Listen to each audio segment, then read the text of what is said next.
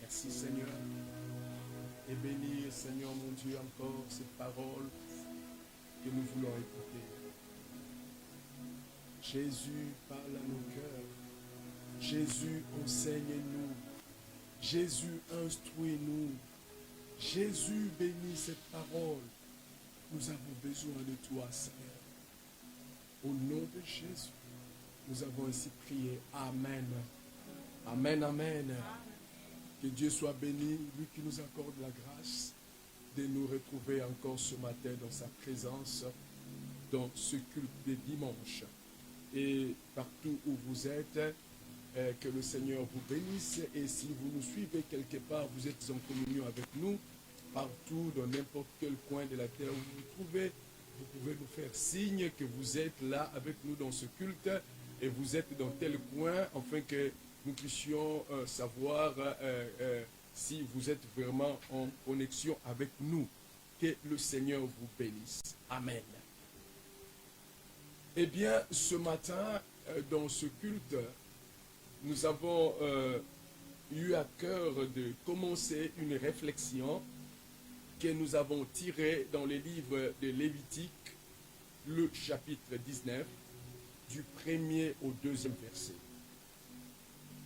Le thème que nous allons développer ce matin, c'est un thème qui va nous prendre plusieurs dimanches et nous vous prions d'être avec nous chaque dimanche pour que vous puissiez suivre cela. Et vous pouvez aussi télécharger cela,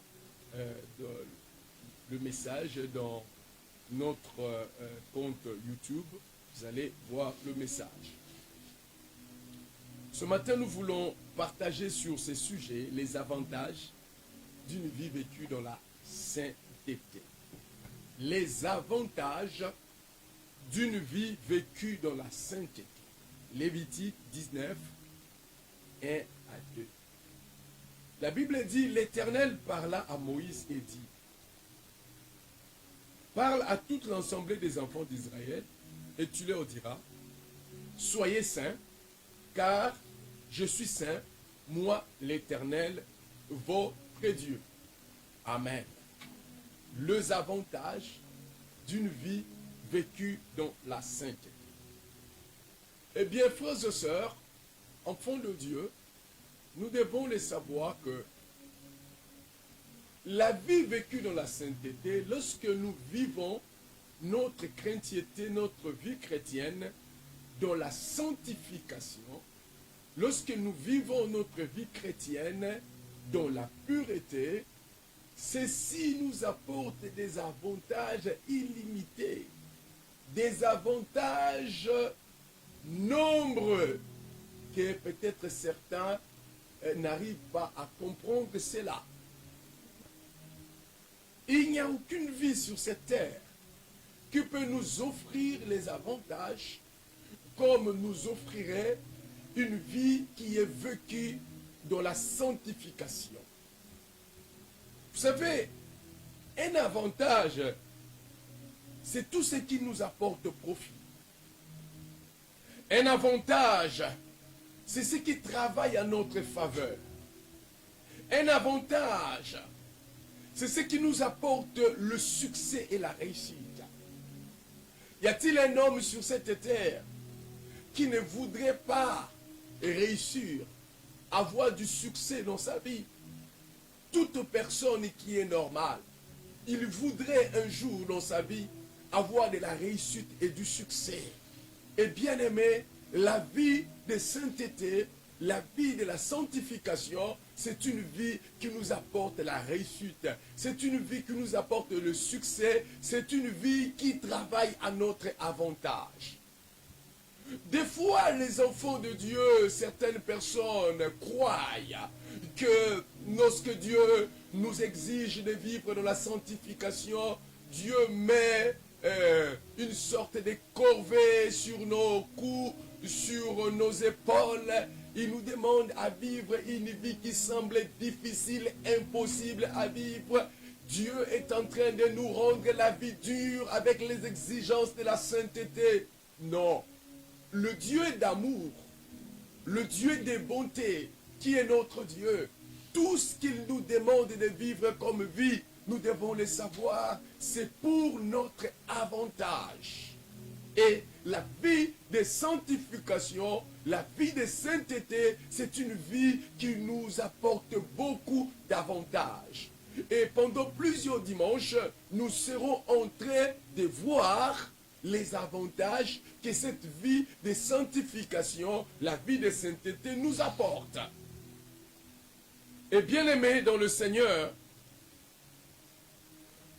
avant même d'aller plus loin dans notre réflexion, réfléchissons un peu en ce qui concerne la vie de sanctification. Qu'est-ce donc cette vie que nous appelons la vie de sainteté, la vie de sanctification? C'est quoi la vie de sanctification? La vie de sanctification, nous pouvons la définir comme étant une vie vécue dans la consécration à Dieu, premièrement. Lorsque nous vivons une vie sanctifiée, nous vivons une vie qui est entièrement consacrée à Dieu. C'est-à-dire, c'est une vie qui n'est plus vécue pour nous-mêmes. C'est une vie qui n'est plus tournée vers nous-mêmes, mais c'est une vie auquel Dieu a le contrôle total. En général, bien-aimés, nous devons le savoir, les hommes vivent en général pour trois types de personnes. Premièrement, les hommes vivent premièrement pour eux-mêmes. Lorsqu'un homme vit sa vie pour lui-même, lorsqu'un homme vit sa vie pour lui-même, il vit comme ce qui nous est décrit dans le livre d'Ecclésiaste, le chapitre 2, du 10e au 11e verset. Il vit cette vie de Salomon. Nous allons le lire. La Bible dit dans Ecclésiaste 2, 10 à 11, « Tout ce que mes yeux avaient désiré, je les en ai point privé. Je n'ai refusé à mon cœur aucune joie, car mon cœur prenait plaisir à tout mon travail. Et c'est la part qui m'en est revenue. Puis j'ai considéré tous les ouvrages que mes mains avaient faits et la peine que j'avais prise à les exécuter. Et voici tout est vanité et poursuite de vent. Et il n'y a aucun avantage à tirer de tout ce qu'on fait sous le soleil. » Voilà la vie qui est tournée, qui est vécue pour soi-même. C'est cette vie qui nous est décrite dans le livre d'Ecclésiaste. Salomon, ce roi, a vécu un moment de sa vie pour lui-même. Tout était tourné vers lui-même. Il dit ici, dans cette portion d'écriture que nous venons de lire, que je refusais à mon cœur aucune joie. Mon cœur prenait plaisir à mon travail. Tout ce que mes yeux ont désiré, je l'ai offert à mes yeux. Donc tout ce que mes yeux désiraient, je les ai offerts à ma personne.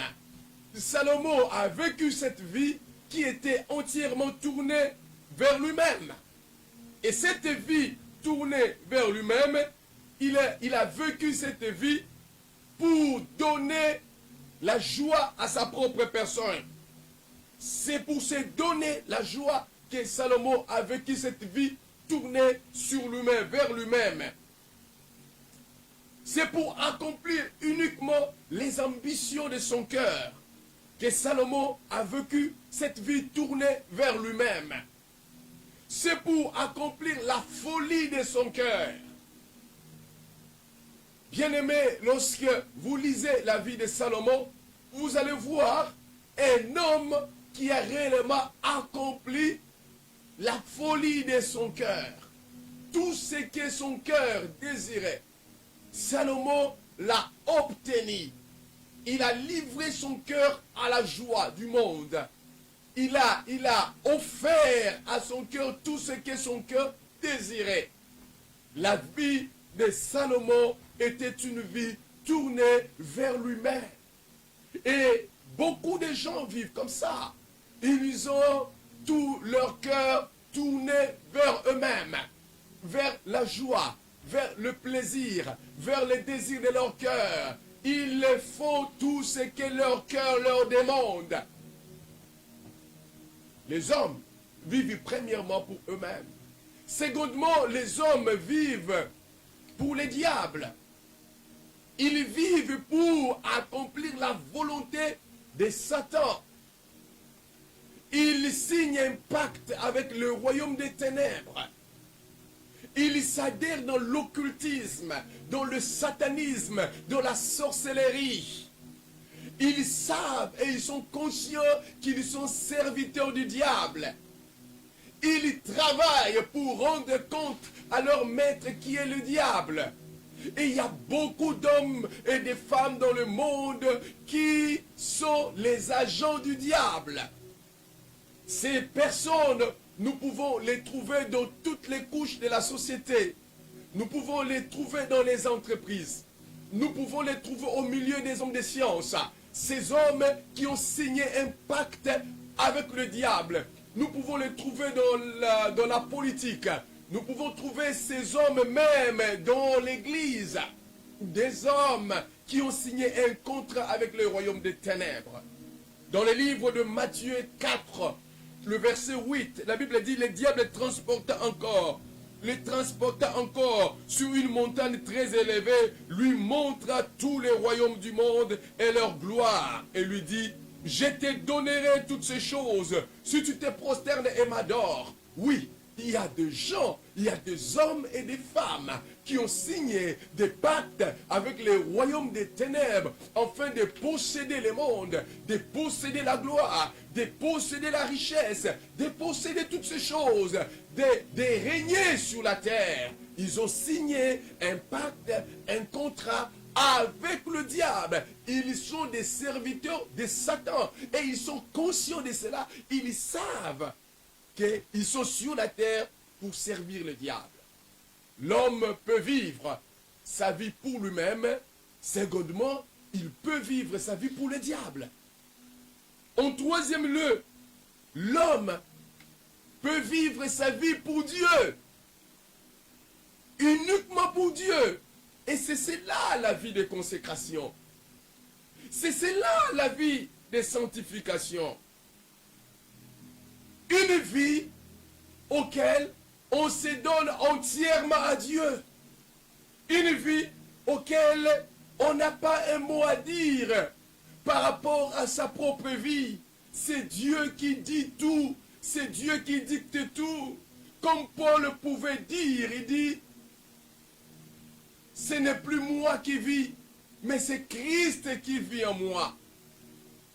Cette vie-là, c'est Christ qui en est l'autorité. Dans cette vie-là, c'est Christ qui dirige, c'est Christ qui domine, c'est Christ qui oriente tout.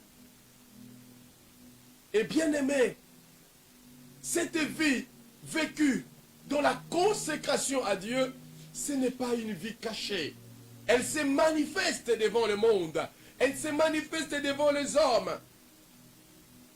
Dans Matthieu 12, le verset 33, la Bible dit, ou dites que l'arbre est bien et que son fruit est bon, ou dites que l'arbre est mauvais et que son fruit est mauvais, car on connaît l'arbre par le fruit. Une vie vécue dans la sainteté, dans la sanctification, n'est jamais une vie qui est cachée. C'est une vie qui produit les fruits. C'est une vie qui est palpable. C'est une vie que l'on peut voir. La vie de la sanctification. Et bien aimé, cette vie qui est vécue dans la sanctification s'exprime, se manifeste, premièrement, par la manière dont nous gérons notre corps. Bien-aimés, la manière dont vous gérez votre corps définit, présente, manifeste si vous vivez dans la sanctification, oui ou non. Là où vous êtes, considérez-vous vous-même votre vie. Considérons-nous nous-mêmes notre vie. Comment gérons-nous notre corps? Qui est le maître de notre corps? qui est le Seigneur de notre corps, la manière dont nous gérons notre corps, définit si nous vivons la vie de sainteté, oui ou non. Il y a beaucoup d'hommes et de femmes qui sont même dans l'église. Beaucoup sont des hommes et des femmes d'église, mais la gestion de leur corps atteste qu'ils ne vivent pas la vie de sainteté. Amen, amen. Dans 1 Corinthiens 6, 19 à 20, la Bible dit, « Ne savez-vous pas que votre corps est le temple du Saint-Esprit qui est en vous, que vous avez reçu de Dieu, et que vous ne vous appartenez point à vous-même, car vous avez été rachetés à un grand prix. Glorifiez Dieu donc dans votre corps et dans votre esprit qui appartiennent à Dieu. » Celui qui vit dans la sainteté, il n'est plus le patron de son corps. Celui qui vit dans la sanctification, il n'est plus le maître de son corps, mais le patron de son corps. Le maître de son corps est devenu le Saint-Esprit. Le patron de son corps est devenu le Seigneur. Est-ce que c'est votre cas, bien-aimé? Son corps est devenu la demeure du Seigneur. Et son corps est là pour donner gloire à Dieu. Les impuretés du monde, les attractions du monde ne peuvent plus avoir le contrôle sur son corps. Et l'apôtre Paul dit dans Galates 2:20, « J'ai été crucifié avec Christ, et si je vis, ce n'est plus moi qui vis, c'est Christ qui vit en moi. » Et dans 1 Thessaloniciens 4, 4 à 5, il dit, c'est que chacun de vous sache posséder son corps dans la sainteté et l'honnêteté, sans vous livrer à une convoitise passionnée, comme font les païens qui ne connaissent pas Dieu. Qui est le maître de notre corps? Oui, nous pouvons avoir le nom de Jésus dans la bouche. Nous pouvons dire que nous sommes serviteurs de Christ. Mais qui est le maître de notre corps? Qui gère notre corps? Est-ce que ce n'est pas le monde qui gère notre corps? Est-ce que ce n'est pas les sentiments, les émotions, nos désirs qui gèrent notre corps? Est-ce que ce n'est pas les démons, les diables qui gèrent notre corps? Qui est le maître de notre corps? L'homme qui vit dans la sanctification, dans la sainteté, c'est Dieu qui devient le maître de son corps. Car la sainteté se manifeste par la manière dont nous gérons notre corps. Celui qui est consacré à Dieu, son corps ne peut pas faire ce que tout le monde fait. Celui qui est consacré à Dieu, son corps ne peut pas toucher ce que tout le monde touche. Celui qui est consacré à Dieu, son corps ne peut pas aller partout où tout le monde se retrouve.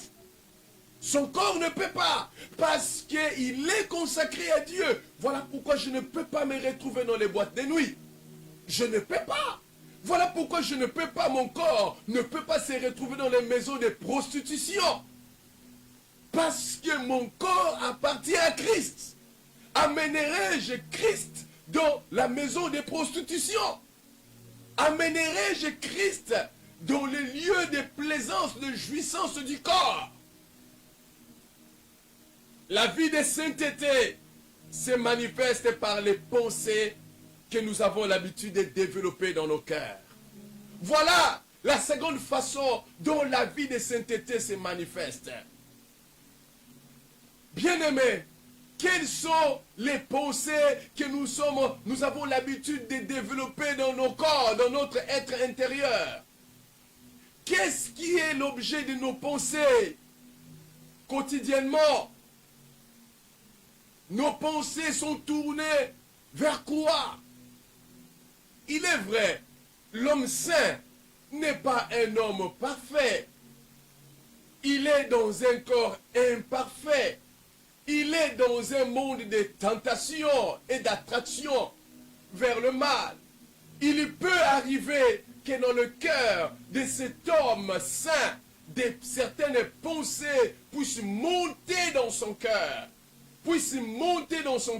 Mais la différence entre un homme saint et un homme souillé il ne laissera jamais les pensées impures assiéger son cœur. Parce que toute pensée qui n'est pas de Dieu, toute pensée qui est une pensée impure, dans la vie d'un homme saint, ces pensées sera considérée comme un corps étranger. Alléluia. Il ne peut pas nourrir ses pensées, il ne peut pas revêtir ses pensées, il ne peut pas rendre ses pensées enracinées en lui, fortifier ses pensées, de telle sorte que ces pensées l'amènent jusqu'à commencer à passer dans l'acte et à vivre l'objet de ces pensées impures qui sont développées en lui. L'homme saint, toute pensée impure sera regardée, considérée dans son cœur comme un corps étranger. Et la nature nous apprend cela. Cliniquement, il est prouvé que dans notre organisme, lorsqu'un corps étranger est introduit dans notre organisme réagit automatiquement pour rejeter ce corps étranger. C'est ainsi, vous remarquerez, lorsqu'une femme est grosse, parce que quelque chose qui n'était pas en elle s'est placé dans son corps, vous allez voir cette femme commencer à développer certaines attitudes. Vous allez voir, il commence, pour certaines femmes, il commence à sentir la fatigue. Pour d'autres, la salive, il peut jeter la salive partout. D'autres encore, il peut commencer à vomir. Tout cela, son corps est en train de réagir par rapport à quelque chose qui s'est introduit en elle. Bien-aimé, celui qui vit dans la sainteté, dans la sanctification, toute pensée qui n'est pas de Dieu sera vue comme un corps étranger. Et son organisme spirituel réagira pour repousser cette pensée. En est-il le cas pour vous? En est-il le cas pour nous ce matin? La sainteté, la vie de sainteté se manifeste dans les pensées de nos cœurs. Mais combien d'enfants de Dieu arrivent-ils à développer des pensées impures? Et ces pensées s'enracinent en eux. Et ces pensées les poussent même à poser des actes qui déshonorent Dieu, des actes qui ne sont pas de la volonté de Dieu. Bien-aimés, nous commençons à nous sanctifier également dans les pensées de nos cœurs. Que nos pensées soient des pensées pures. Soyez saints, car l'Éternel, votre Dieu, est le Dieu saint. Et Salomon dit dans Proverbe 4, 23, il dit: garde ton cœur plus que toute autre chose, car de lui viennent les sources de la vie. Nous devons garder nos cœurs. Des pensées impures ne doivent pas prendre les trônes de nos cœurs, ne doivent pas avoir une emprise sur nous. Les pensées impures. Bien-aimé, un homme saint, il développe en lui des pensées qui honorent Dieu. Lorsque dans nos cœurs, nous laissons une pensée impure naître, se développer et nous amener à passer en action, cela atteste que nous ne vivons pas une vie de sainteté, nous ne vivons pas une vie de pureté. La Bible nous dit: soyez saints, car l'Éternel, votre Dieu, est le Dieu saint. Une vie de sainteté se manifeste par les paroles que nous avons l'habitude de prononcer. Oui, la gestion de notre corps manifeste la vie de sainteté. Les pensées que nous développons dans nos cœurs manifestent la vie de sainteté. Mais aussi les paroles que nous avons l'habitude de prononcer manifestent également notre vie de sainteté. Dans le livre de 1 Pierre 2, 1, la Bible dit: rejetons donc toute malice et toute ruse, la dissimulation, l'envie et toute médisance. Dans Éphésiens 4, 29, la Bible dit: qu'il ne sorte de votre bouche aucune mauvaise parole, Mais s'il y a lieu quelques bonnes paroles qui servent à l'édification et communiquent une grâce à ceux qui l'entendent. Quelles sont les paroles, bien-aimés, que nous avons l'habitude de développer là où nous sommes, dans notre société? Quelles sont les paroles que nous avons l'habitude d'exprimer au milieu des hommes? Les paroles dont nous avons l'habitude d'exprimer, de manifester, attestent ce que nous sommes, attestent la vie que nous menons, une vie de pureté ou une vie souillée. Car la vie de sainteté se manifeste également par les paroles dont nous avons l'habitude de prononcer. Vous savez qu'il y a des gens, il suffit de visiter leur page et de visiter ce qu'ils écrivent dans leur page, dans les réseaux sociaux. Vous pouvez définir quel genre de personnes elles sont. Vous pouvez définir la vie que ces personnes mènent juste en lisant les écrits qui sont dans leur page. Vous pouvez savoir la vie que ces personnes mènent. Une vie de sainteté ou une vie souillée. Bien-aimé, Dieu ne parle pas d'une manière souillée, mais lorsque Dieu parle de façon à communiquer l'amour. Lorsque Dieu ouvre la bouche pour parler, notre langue qui appartient à Dieu, qui doit exprimer la sainteté. Lorsque nous parlons, les paroles qui expriment la sainteté, ce sont des paroles lorsque nous ouvrons notre langue, des paroles d'amour doivent sortir. Dieu parle de façon à édifier des vies. Les vies qui étaient cassées, les vies qui étaient brisées, les vies qui ne savaient pas quelle direction prendre. Lorsqu'il écoute la voix de Dieu, lorsque Dieu a parlé, vous pouvez voir dans les paroles de Dieu des paroles de réconfort, des paroles qui relèvent, des paroles qui fortifient. Mais il y a des hommes qui se disent chrétiens, lorsqu'ils ouvrent leur bouche pour parler, une vie doit être détruite. Dieu parle de façon à encourager. Dieu parle de façon à manifester la puissance. Voilà pourquoi le psalmiste dit, j'ai entendu une fois, deux fois, trois fois, la puissance est à notre Dieu. Il a entendu la parole de Dieu. Il a entendu la voix de Dieu.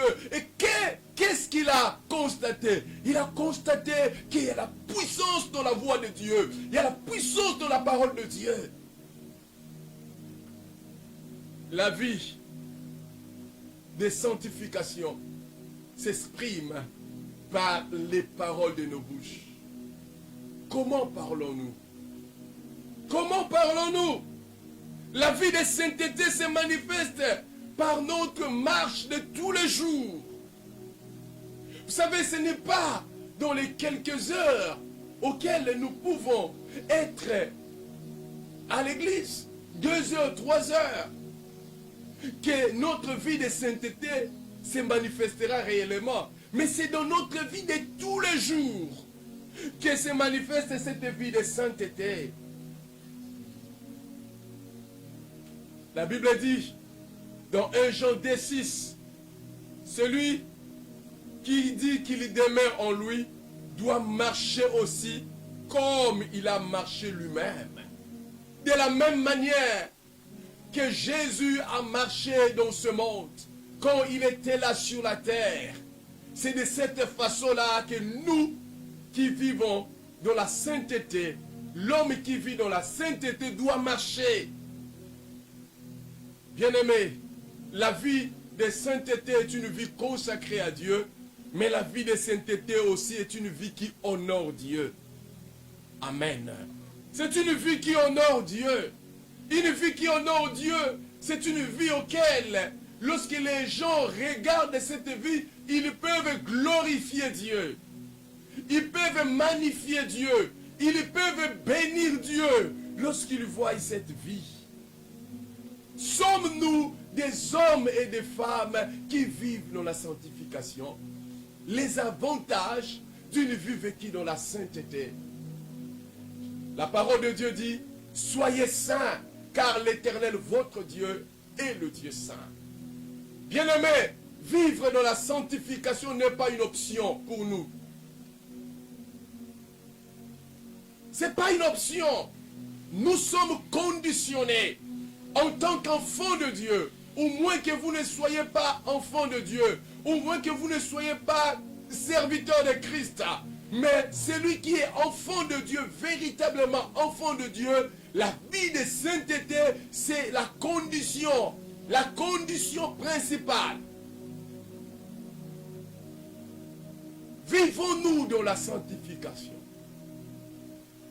Vivons-nous dans la crainte de Dieu? Vivons-nous dans l'obéissance à Dieu? Notre vie est-elle consacrée à Dieu? Il avait dit à Israël que j'étais retiré parmi toutes les nations.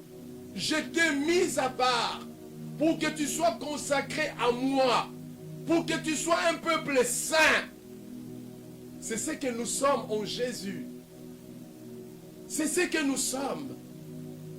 La vie de sanctification, c'est la vie auquel nous sommes appelés à vivre.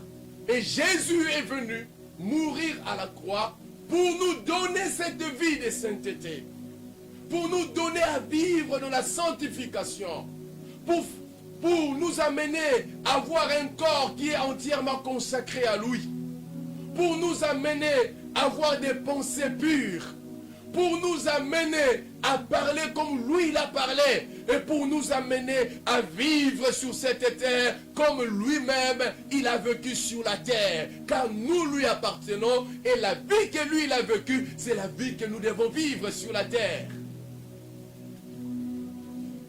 Mais, puisque le thème de notre sujet est les avantages d'une vie vécue dans la sanctification. Mais quels sont ces avantages que cette vie vécue dans la sanctification nous apporte-t-elle? Oui, frère, il y a beaucoup d'avantages qu'une vie vécue dans la sanctification nous apporte.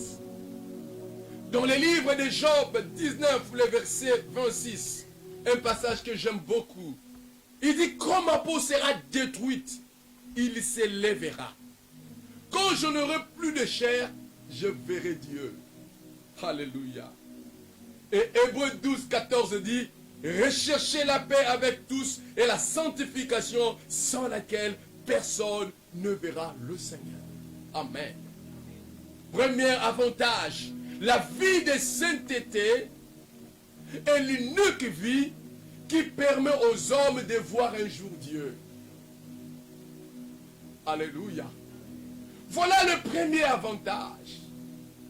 Bien-aimés, ce n'est que ceux qui vivent dans la sainteté, dans la sanctification, qui pourront voir Dieu dans les temps présents en action dans leur vie et dans le jour à venir dans l'éternité de gloire. La vie de sanctification. Bien-aimés, nous ne verrons pas Dieu parce qu'avant tout nous mettons nos pieds à l'église. Nous ne verrons pas Dieu parce que nous tenons la Bible à la main et que nous les prêchons. Nous ne verrons pas Dieu avant tout parce que nous imposons les mains aux malades et ils reçoivent la guérison. Mais nous allons voir Dieu dans l'éternité de gloire parce que nous avons vécu dans la sainteté. Bien-aimés, est-ce que vivez-vous une vie de sainteté? Bien-aimés, tous les efforts que nous faisons ici-bas, en nous écartant de tant de choses, en nous privant tant de choses sur cette terre, c'est pour qu'un jour, nous puissions voir Dieu. Comme Job, il a dit, il a confessé, il dit, mes yeux verront le Seigneur. Il dit, mes yeux verront le Seigneur. Bien-aimé, c'est une certitude que Jésus-Christ viendra prendre son église. C'est une certitude qu'il y a un temps où le Seigneur viendra prendre les siens. Mais qui sont ceux de son église que le Seigneur viendra prendre? Il ne viendra pas prendre tout le monde. Il ne viendra pas prendre ceux-là qui tout simplement invoquent son nom. Mais Jésus viendra prendre tous ceux-là qui vivent dans la sainteté. Et croyez-moi, il connaît, ses yeux voient, et il regarde, et il sait qui sont ceux-là qui sont les membres de son église et qui sont en train de vivre réellement dans la vie de sanctification.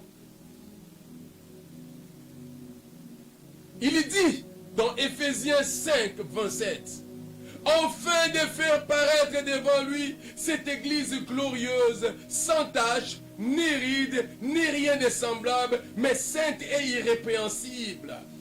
Nous voyons dans ce passage que nous venons de lire que Jésus viendra prendre une église glorieuse. Alléluia. Mais quelle est cette église glorieuse que Jésus viendra prendre? Quand nous parlons d'une église glorieuse, il s'agit de quelle église?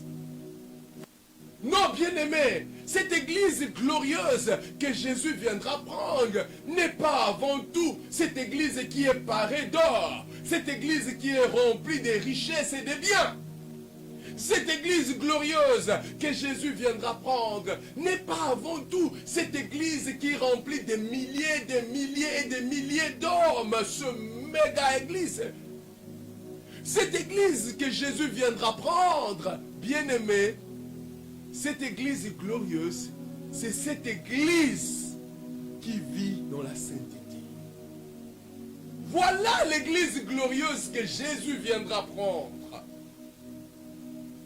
Jésus viendra prendre cette église qui vit dans la sainteté.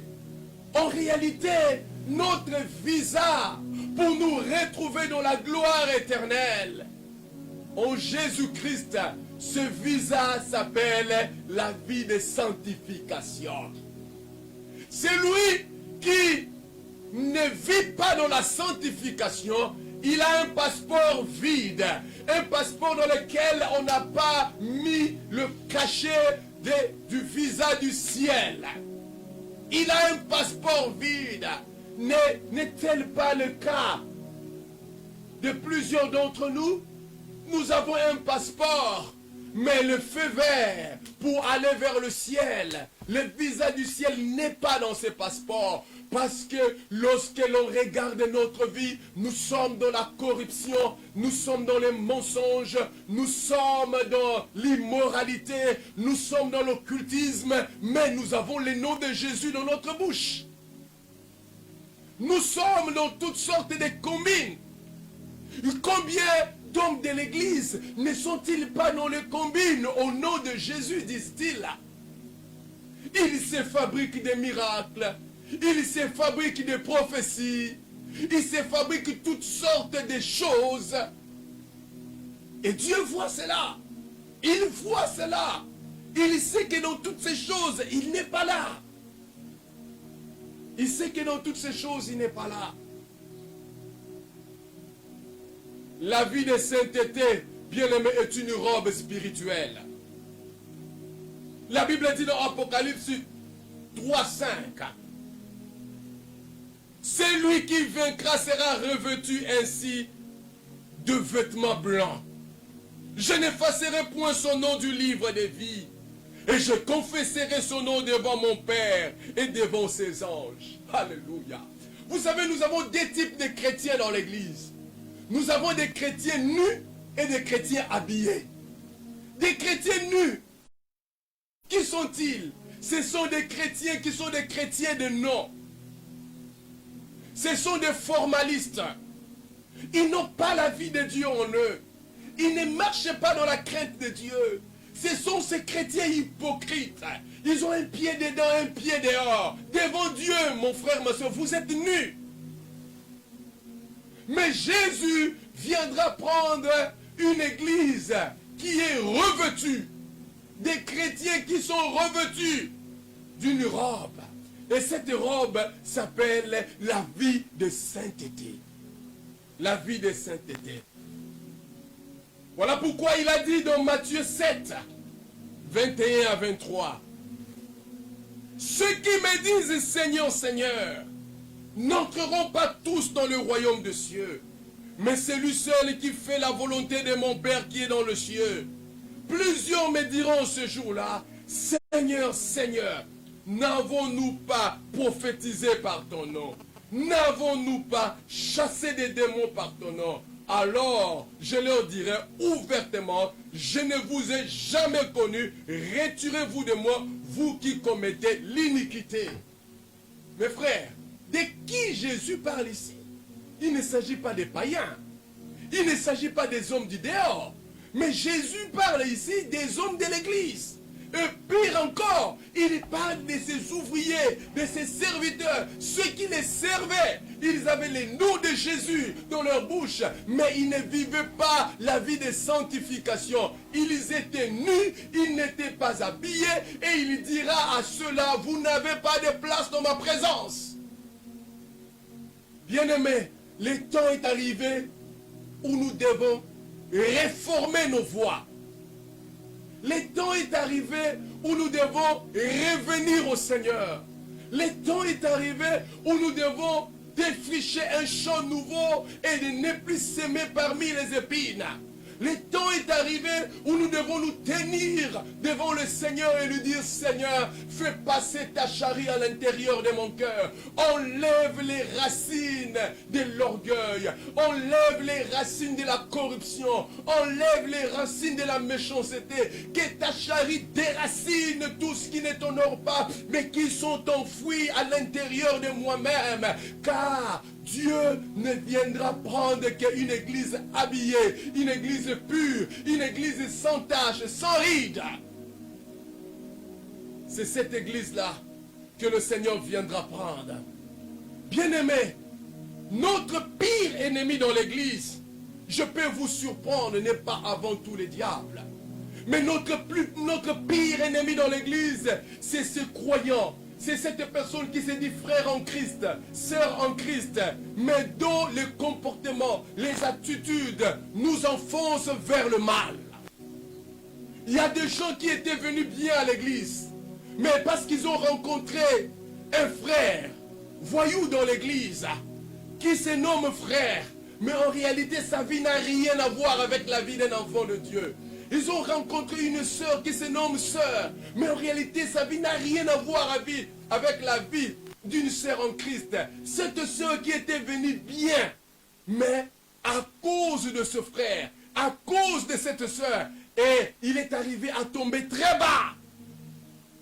Il y a des gens qui ont connu le mal dans l'église. Des gens qui étaient venus bien, mais ils ont connu le mal dans l'église. Alléluia. Ils ont connu le mal dans l'église. Bien-aimés, un serviteur de Christ qui nous enseigne tout, sauf la vie de sainteté, c'est un serviteur qui nous hait. C'est une personne qui se dit qu'il est serviteur de Dieu. Il vous enseigne tout. Les 40 principes pour devenir grand. La puissance pour que sa destinée explose. Il vous enseigne tous les thèmes attrayants. Mais il ne t'enseigne pas de renoncer au mal, de vivre dans la sainteté, de vivre dans la crainte de Dieu. C'est un serviteur de Dieu qui te hait. Parce que aucun de ces messages ne pourra t'amener à rencontrer Dieu. Or, notre but ultime en marchant sur la terre, c'est un jour de le voir. C'est un jour d'être enlevé lorsque à un signal donné de la voix d'un archange, le signal sonnera, l'ange sonnera la trompette, que nous soyons élevés dans la gloire. Il t'a enseigné tous les principes pour gagner le monde. Il t'a enseigné tous les principes pour devenir puissant et grand sur la terre. Mais il t'a empêché d'entrer dans le ciel. Bien-aimé, ce serviteur est un serviteur méchant. C'est un serviteur méchant.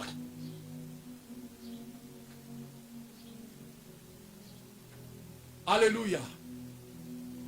La sanctification, la vie de sainteté, Et je voudrais vous donner les 3 tests à faire par rapport aux gens avec lesquels nous devons nous connecter.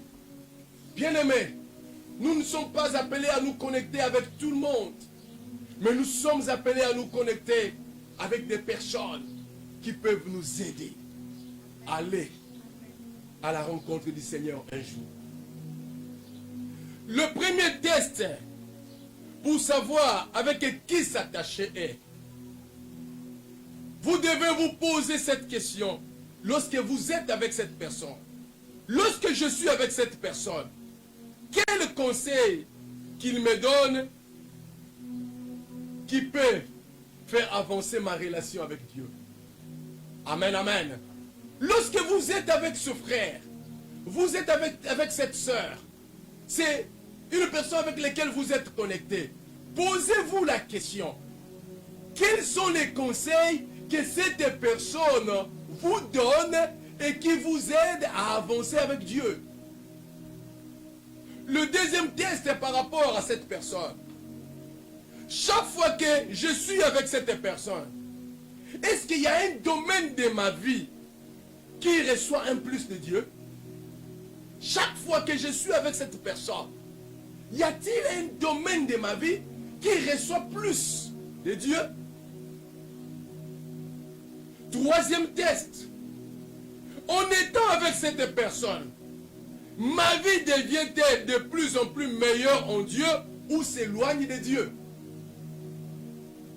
Vous êtes avec ce frère, vous êtes avec cette sœur, vous avez l'habitude d'être ensemble avec lui ou avec elle. Est-ce que votre vie arrive davantage à aller dans la profondeur de la relation avec Dieu, ou depuis que vous vous êtes connecté avec la personne, vous sentez que vous avez commencé à reculer? Deuxième test. Le test est pour savoir si l'évangile qui nous est enseigné est un évangile vrai, un évangile qui vient de Dieu. En considérant le message que cet homme prêche, quelle est la place que l'enseignement de la sanctification et de la repentance prend dans son message? Bien-aimés, lorsque vous êtes en face de cet évangile dont l'enseignement de la sanctification et de la repentance n'est tout simplement qu'un accessoire, ce n'est pas l'enseignement central. Il y a des gens qui disent, moi, voilà le message que Dieu m'a donné. Le message que Dieu m'a donné, c'est ça. Bien-aimé, il n'y a qu'un seul message qui est le message central. C'est le message qui tourne le cœur des hommes vers Dieu. Et ce message, c'est le message de la repentance et de la sanctification. Jésus lui-même, quand il est venu, il a commencé à dire aux hommes, repentez-vous, car le royaume de Dieu est proche et au milieu de vous. Jean-Baptiste, lorsqu'il est venu, il a enseigné le même message. Et les disciples de Christ qui sont restés, ils ont enseigné le même message. Quel est donc le message que tu nous dis que c'est votre message? Dieu vous a donné tel message. Le message central de la Bible, c'est repentez-vous et revenez vers Dieu, marchez dans les voies de Dieu. Tous les restes, ce sont des accessoires. Car c'est ce message-là qui nous conduit là, à voir Dieu. Mais si ce message de la repentance et de la sanctification n'est pas un message central, sachez-le que l'évangile que vous avez, ce n'est pas une bonne évangile. Ce n'est pas de la bonne nouvelle. Je vous donne le témoignage de ma propre personne. Il y a une période de ma vie, j'ai traversé une crise spirituelle à cause de toutes sortes de mouvements qu'il y avait au milieu de l'église. Toutes sortes de paroles. Il y avait de l'autre côté le mouvement de la délivrance, de l'autre côté le mouvement de la prospérité, de l'autre côté il y avait le mouvement de la prophétie, et il y avait toutes sortes de mouvements. Alors je pouvais me demander, mais Seigneur, quel est le message que nous devons enseigner? Quel est le message central? J'étais bouleversé à l'intérieur. C'est plusieurs années en arrière. Mais gloire à Dieu. Alors que je dormais, j'ai eu une vision. Un homme est entré dans ma chambre. Et cet homme est apparu comme un vieux serviteur de Dieu. Il est entré dans ma chambre et il m'a dit, jeune homme, prêche la repentance. Prépare mon peuple à ma rencontre. Amène les peuples à vivre dans la sanctification. Conduis-les dans la sanctification. Et je suis sorti de la vision. J'ai dit, en bon, c'est donc ça le message. Alléluia. Préparer le peuple. Le seul message qui peut préparer les hommes à rencontrer Dieu, c'est le message de la sanctification. C'est conduire le peuple à la repentance. Car sans la sanctification, personne ne verra le Seigneur. La Bible ne dit pas sans la prospérité. La Bible ne dit pas sans la guérison, sans les miracles. La Bible ne dit pas ça. Mais la Bible dit que sans la sanctification, personne ne verra le Seigneur. Personne.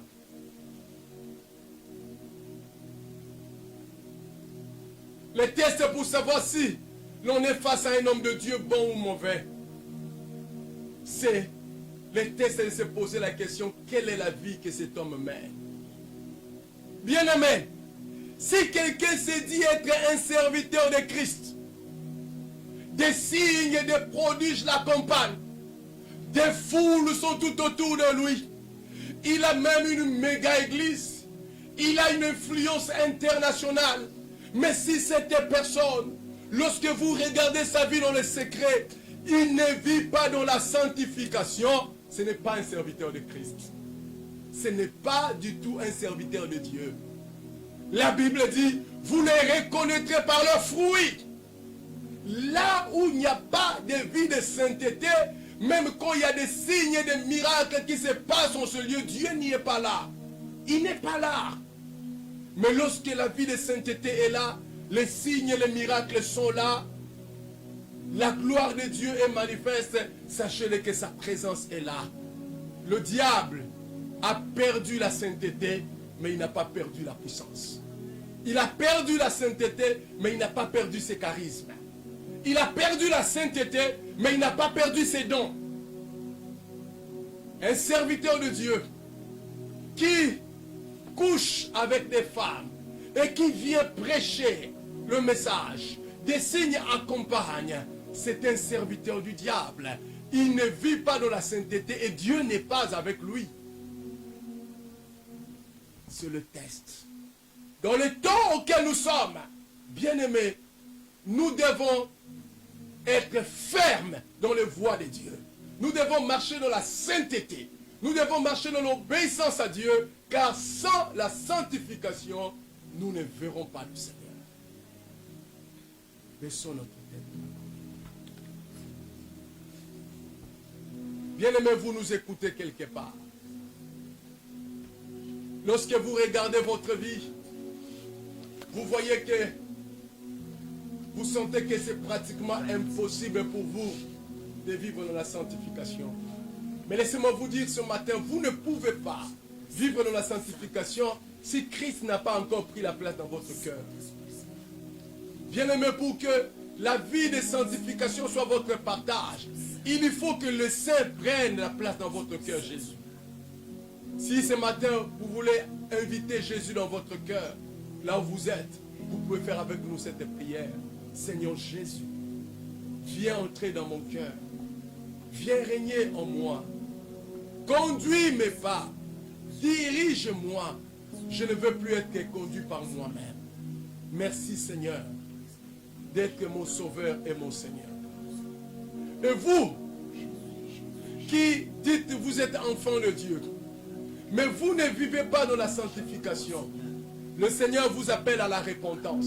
Il dit venez, demandez pardon, revenez au Seigneur. Il va vous purifier et vous donner un nouveau départ. Je voudrais également prier avec vous. Seigneur, je te prie pour tous ces bien-aimés qui sont tombés dans le péché. Seigneur, ils ont conduit leur corps comme ils le voulaient. Ils ont développé des pensées du monde dans leur cœur. Ils ont mis cela en action. Seigneur, les paroles de leur bouche n'étaient pas des paroles qui t'honorent. Seigneur Jésus, ils n'ont pas marché comme, Seigneur, toi tu as marché ici dans ce monde. Jésus, je prie que tu les pardonnes. Je prie que tu les purifies. Je prie que tu les sanctifies. Seigneur, aide-les à marcher dans tes voies. Je les confie dans ta grâce. Que ta main puissante soit avec eux. Que ta main puissante soit leur partage. Seigneur, je les confie dans ta grâce.